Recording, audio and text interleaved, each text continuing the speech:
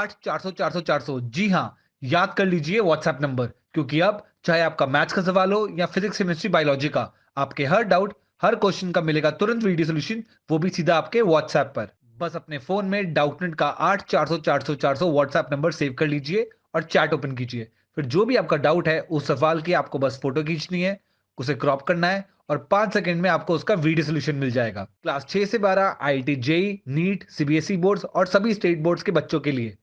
तो देर किस बात की, अभी जाइए और 8 400 400 400 पर अपना सवाल व्हाट्सएप कीजिए और अपने सभी डाउट्स को आउट कीजिए।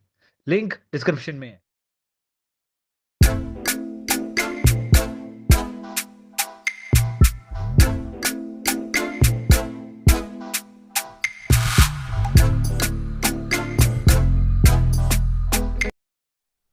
नमस्कार विद्यार्थियों, कैसे हैं आप। आइए हमारे YouTube channel online classes by SL Jat पर आपका स्वागत है। तो विद्यार्थियों, आज की जो हमारी क्लास है वह है प्रखर कार्यपुस्तिका गणित कक्षा 8 के अंतर्गत कार्यपत्रक 35। आज की क्लास में हम कार्यपत्रक 35 को हल करेंगे जो पेज नंबर 51 पर है। आइए शुरू करते हैं। कार्यपत्रक 35, इसमें दक्षता है 2 पूर्णांकों का गुणा भाग कर सकते हैं। तो विद्यार्थियों, आज की क्लास में हम 2 पूर्णांकों का गुणा एवं भाग करना सीखेंगे, समझेंगे, उसका अभ्यास करेंगे। पहला सवाल है, रिक्त स्थानों की पूर्ति कीजिए। विद्यार्थियों में इन रिक्त स्थानों की पूर्ति करनी है। ए है -438 भाग, इसमें हम किसका भाग दें, बराबर हमें 1 प्राप्त हो। तो विद्यार्थियों ये देखिए धनात्मक 1 है तो इधर माइनस है तो इधर भी माइनस वाला होगा। तो क्या होगा विद्यार्थियों, माइनस का 438, यदि हम -438 में -438 का भाग देंगे तो हमें उत्तर कितना प्राप्त होगा, 1। तो यहाँ आएगा -438। इसी प्रकार से बी, हमें किस संख्या में हम 5 का भाग दें तो हमें -3 प्राप्त हो। देखिए धनात्मक है तो इस तरफ ऋणात्मक होगा, 5 या 15 यानी -15। यहाँ क्या लिखेंगे, -15। -15 में हम 5 का भाग देंगे तो हमें -3 प्राप्त होगा। सी -12 गुणा -6, 2 समान चिन्हों का गुणा क्या आ जाएगा, प्लस 12 छंग कितना हो जाएगा, 12 छंग 72। 12 का गुणा हम 6 से करेंगे, 12 छंग 72 यानी प्लस का क्या आएगा, 72। ठीक है विद्यार्थियों, अगला है डी। 0 में हम भाग दें ए का।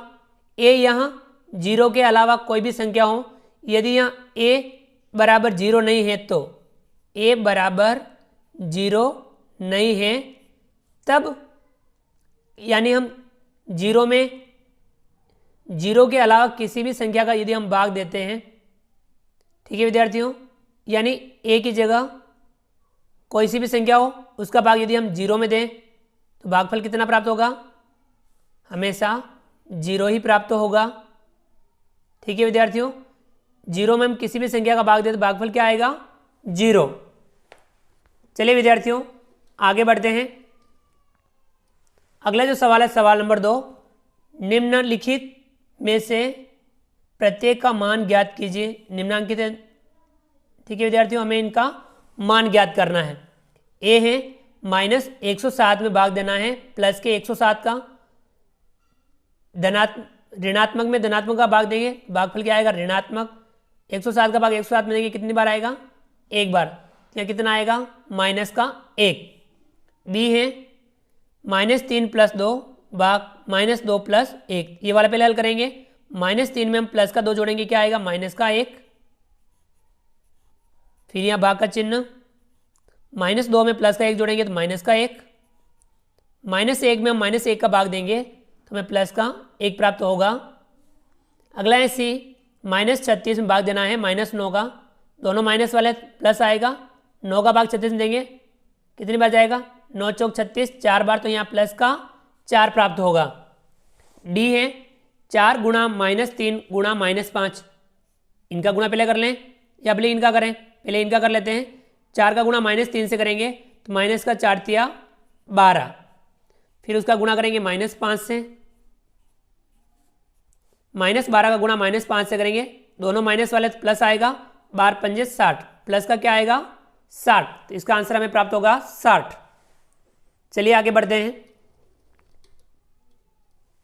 अगला है सवाल नंबर 3, दिए गए कथन सत्य है या असत्य बताइए। ये कथन जो देख रहे हैं वह सत्य है या असत्य हमें बताना है।